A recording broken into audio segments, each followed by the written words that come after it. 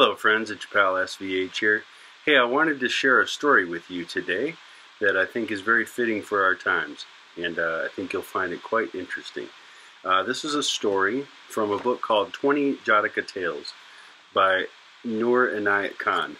Now, Noor Inayat Khan is the daughter of Hazrat Inayat Khan, who I speak of often.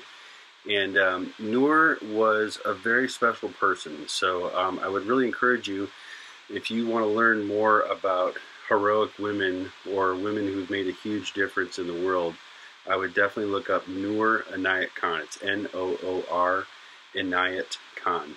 And Noor was I don't want to get into her story too much right now, because I'll probably get into it another time. But Noor was part of an intelligence agency during World War II that was made up of a few radio operators. So she was giving intelligence back to her command post that was really deep intelligence to help evade attack in the area that she was at. And she had her faction had gotten pulled out of the area, but she refused to go. She wanted to stay and continue her work, because she felt that the work that they were doing was so important that it had to be continued. So she stayed in that danger zone and eluded capture for, I believe, up to 6 months. It was quite a while she eluded capture, and eventually she was martyred and kind of sold out by a fellow operative, and she was put in a concentration camp, and eventually she was unfortunately murdered at Dachau concentration camp in Germany. Really remarkable story, and a remarkable woman, and there's a lot of history about her that's been coming out over the last few years, some documentaries, some books, and at any rate, I wanted to share this. This was written, she was a young woman at the time. This was before she was a hero to the world.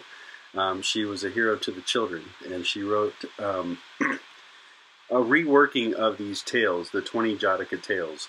And these are a lot of really interesting stories. A lot of them are told through the eyes of animals, and they tell some pretty profound things in these stories. So I wanted to share one with you today, called The End of the World.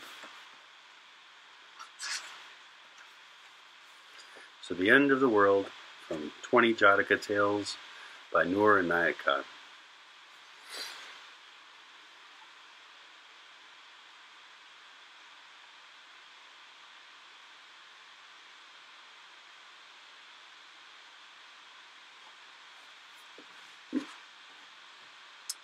One day, a little hare sat under a fruit tree and thought, and thought, and thought. What, my children, did the little hare think about under the tree? What will happen to me when the earth comes to an end? He thought. And at that very moment, a fruit fell from the tree. Off ran the little hare as fast as his legs could carry him. So sure he was that the noise of the fruit falling to the ground was that of the earth breaking to pieces. And he ran and ran, not daring to look back behind him. "Brother, brother," called another little hare who saw him running.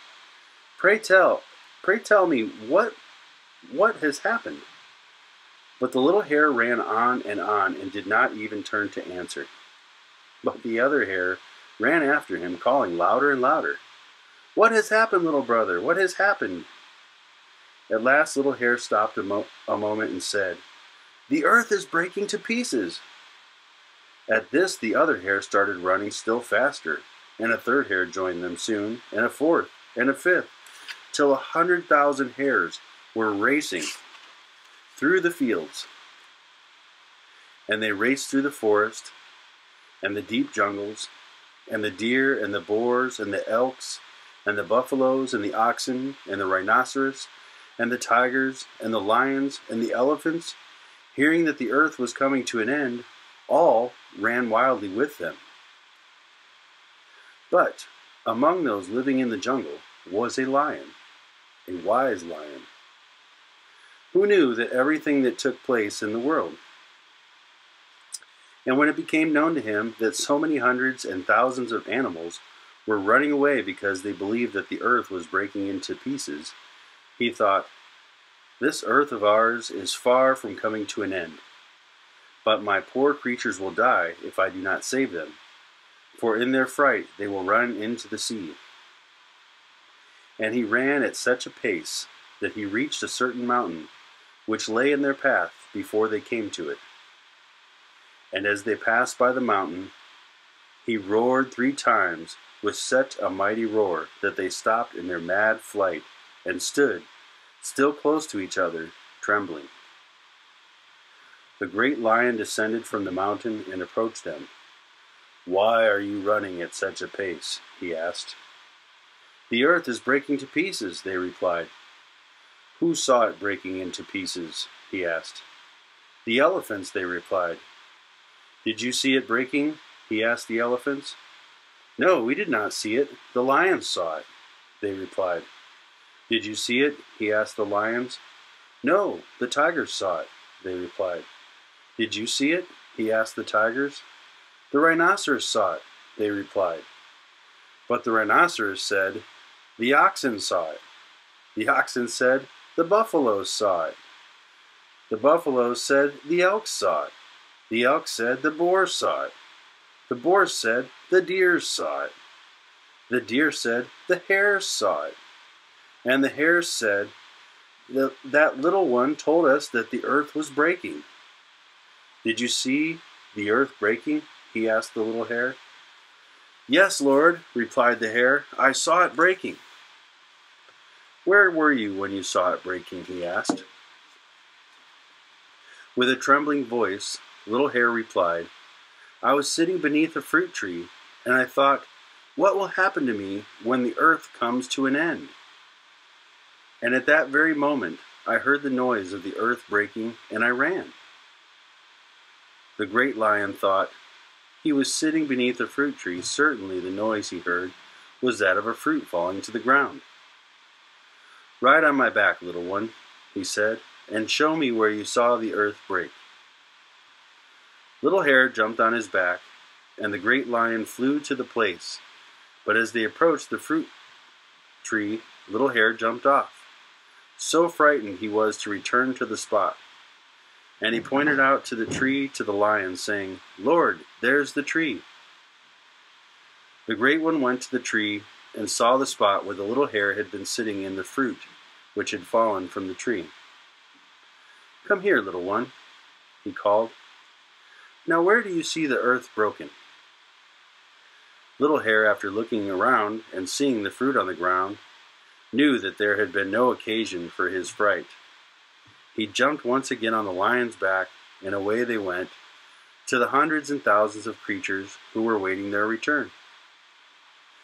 The lion told then the great multitude that the noise Little Hare had heard was a fruit falling to the ground. And so all turned back, the elephants to the jungle, the lions to the caves, the deers to the river banks, and the little hare to the fruit tree, and they all lived happily ever after.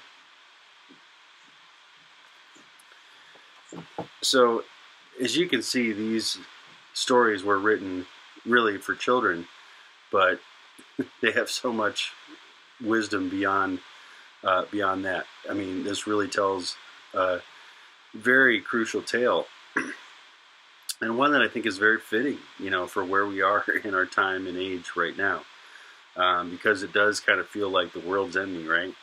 Feels like the world's coming to an end, and what this story reminds me so much of is how one little fear has turned into a multitude of fears that has got the whole world running through the forests and through the jungles to get away from this frightful event, right? And we have to remember, that the world is strong, the earth is powerful, and we are stronger in unity. So imagine if that second hare would have questioned the first hare as the lion did. All of that fear that was passed on would have been avoided, right? But unfortunately, that's not the world we live in, nor is it the world that the hare lived in. So, yeah, I mean, I could talk a lot about this particular story, but I think it tells the story itself. I think it really tells the moral within the story. So, yeah, I just wanted to share this again. Again, it's called 20 Jataka Tales by Noor Inayat Khan. And this particular story was called The End of the World. So, hope you enjoyed that little tale. Hope that it spoke to your heart today and told you a little bit of wisdom and knowledge about where we're at and where we're going. So, that's all. Thank you so much. I do want to take a moment to ask you to hop on over to my YouTube page, youtube.com/thesvh, THESVH. Make sure that you like and subscribe and hit the notification button so you don't miss these videos, and I sure do appreciate all your support.